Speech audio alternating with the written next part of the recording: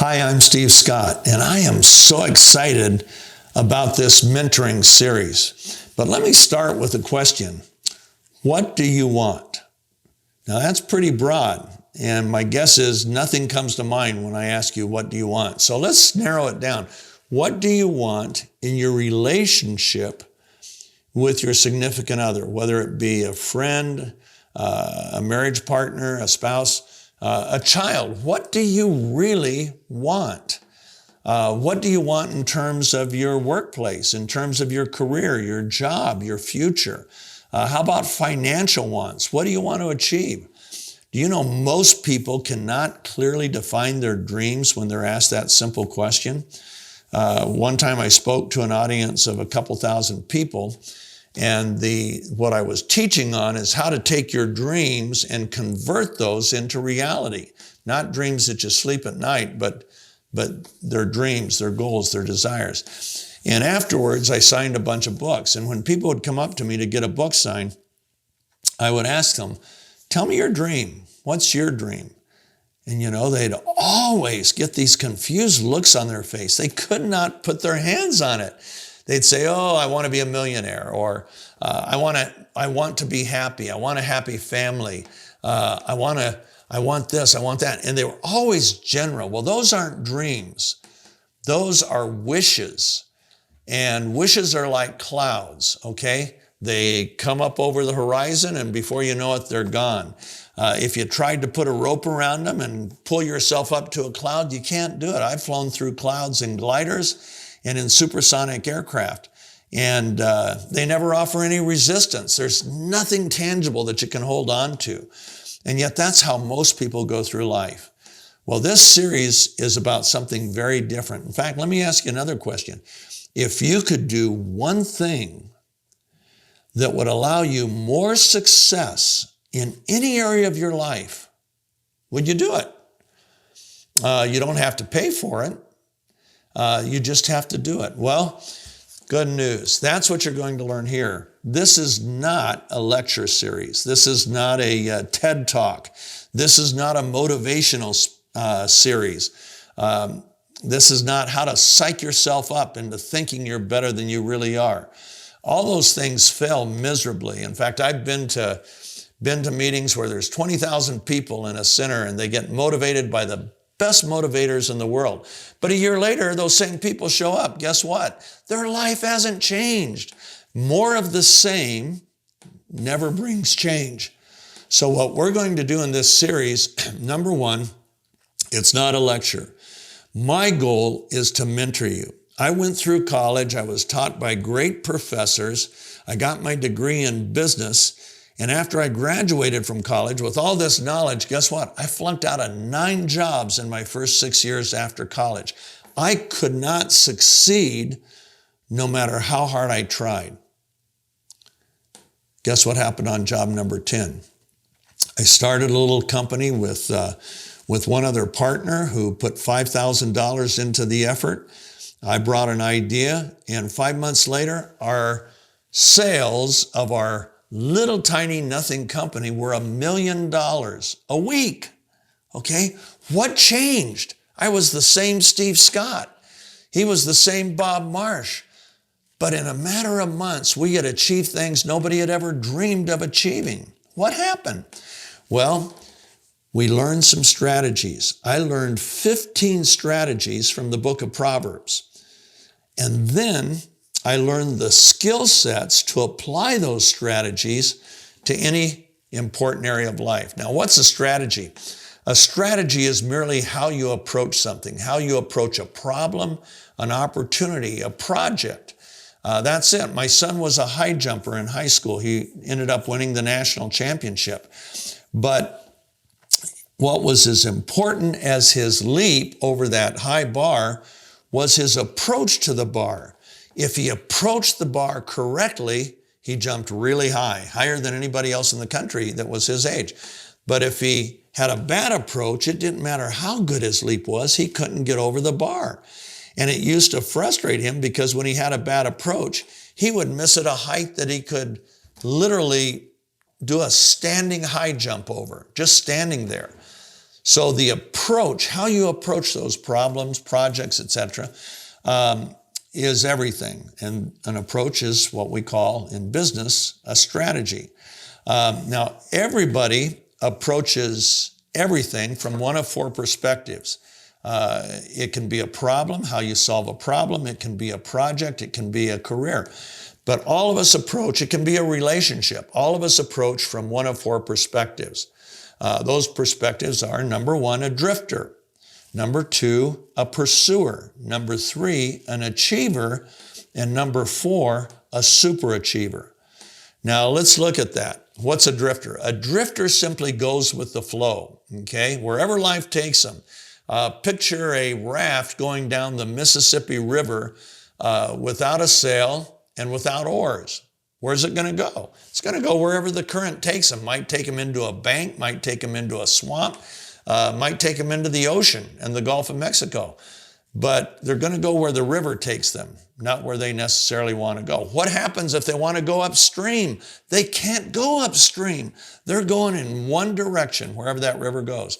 That's a drifter. Now, guess what? Most people go through most of their life, most of their problems, most of their careers, most of their projects, they go through as a drifter. Over 50% go through everything in life as a drifter. They simply go with the flow. And it's more of an existence than a life. Well, it doesn't have to be that way. Now, a pursuer, on the other hand, that's like a raft that at least has an oar, so you can control it a little bit. It also may have a sail, so you get a little help from the wind. Pursuers see what they want, and they pursue it, but they rarely achieve it, okay? They're constantly pursuing. Next year, tomorrow, I'm supposed to start an exercise program. My doctor told me yesterday, when am I going to do it? Well, I'm going to do it tomorrow. Really? Probably not. But that's a pursuer. Now, an achiever, what's different about an achiever? Well, achievers, and it only represents about 3% of the population, set goals. They set specific, meaningful goals. And then they pursue those goals, but they keep those goals in mind, and they achieve a lot of their goals. And so they become achievers. The 3% that set goals earn more than double what the rest of the population of the United States earns, okay? So achieving is important. If you go to a motivational program, or I've been through a few time management programs, and they will show you how to set goals and how to achieve those goals. But then we get into super achiever. A super achiever, guess what they have? They have a boat with 250 horsepower. And they really go upstream, downstream, sideways, wherever they want to go, because they got all that power, okay? And you say, well, that's not fair, a motorboat against a raft. Yeah, but it's their choice. They stepped into the right vehicle. And so goal setting is really important, but super achieving uses a whole different set of strategies that are completely outside the box. And but those strategies really work. Now, you could be taught the strategies, but if that's all you're taught, you're never going to effectively apply those strategies. Why? Because to effectively apply a strategy, you have to learn some skill sets. Now, we call our strategies that we're going to be learning in this series, we call them master strategies of super achievers. Because every super achiever I've ever looked at their life, and I've looked at over 200 of them, they use these strategies. But these strategies aren't taught in grade school, high school, college, or even business school. These strategies, honestly, they're used by the people that achieve so much with their life, they don't have time to write about them. They don't have time to teach them. Sounds silly, but it's true. And but teaching the strategies isn't as important to me as mentoring you in the skill sets to apply those strategies. And I was fortunate. I learned these strategies from the book of Proverbs, but I was given several mentors that changed everything. You'll find out, for example, that we're going to look at the master strategy of becoming an effective and persuasive communicator. Do you know communication is the number one problem in marriage, number one problem in parenting, and according to a survey of Fortune 500 CEOs, it's the number one problem in business. Okay? So Proverbs tells us a wise man trains his mouth and adds persuasiveness to his lips. So the strategy is becoming an effective and persuasive communicator. But to do that, you need to learn 5 simple skill sets. Now, it's not 500 or 5,000, and it's not just one.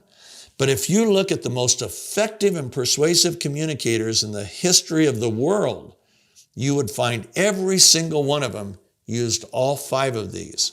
So we're going to teach you these simple skill sets. And those 5, guess what? They can be learned in junior high. Most of my kids knew them by the time they went to high school. And it's not that hard. But once you learn them, you will find yourself applying them over and over again. And guess what? You'll become an effective and persuasive communicator. But that's just one area. So I want to just do one more thing with you and show you the difference. A drifter, if we use the analogy of getting from point A to point B, a drifter might walk through life with dress shoes. A pursuer, on the other hand, he puts on or she puts on running shoes. They know they're going to be more comfortable, they're going to get more distance, they'll even get more speed and acceleration if they have those running shoes on. An achiever will actually run a marathon in those shoes. So 26.2 miles or whatever it is, that's what an achiever will do. What will a super achiever do? They'll climb into their 450 horsepower turbo Porsche, and they'll cover that same 26 miles, honestly, in about 15 minutes. So you say, wait a minute, that's not fair. They got into a Porsche and I've just got running shoes on. Well, that's what we want to do. We want to show you the Porsche, give you the keys, show you how to drive it, and get to your dreams, not in a reasonable amount of time, but in a record amount of time. It really is different. I mean, if you think about it, I lost 9 jobs in 6 years. My maximum income in those jobs was only $18,000 a year. Guess what? Job number 10 in 1 year made me a millionaire and ultimately made me a multi-millionaire. Okay? What was the difference? It was the strategies. And that's what we're going to teach you. But I don't want to just teach you. I want to mentor you. And for me to mentor you, you have to learn the skill sets and you have to start to apply them. If I were you, I would have a pencil and paper in hand every time you look at one of these videos, because we're going to give you stuff that's not just worth writing down. We're going to have you write it down so you can do it. Everything is in the doing. And it's not a matter of your education. Do you know that, bless his heart, Thomas Edison only completed 3 months of formal education? He got kicked out of the first grade. Yet he ended up gaining more patents than any human being in history. He had over 1,000 patents. The guy that gave us the Learjet and the car radio flunked out in 6th grade. Okay, Bill Lear. I mean, it's not just the education. It's the strategies and it's the effective implementation or application, either one of those strategies. That's what this mentoring program is all about. So I'm excited to have you as a protege. I have failed, by the way, more than anybody I know. I have failed in relationships. I have failed in parenting. I have failed in the workplace. But one of the strategies we're going to learn is how to use failure to achieve extraordinary outcomes. Don't be afraid of failure. In fact, when we get that session, believe me, you're not going to fear failing ever again, because honestly, you're going to have a lot less failure. Okay, we'll see you in the next one.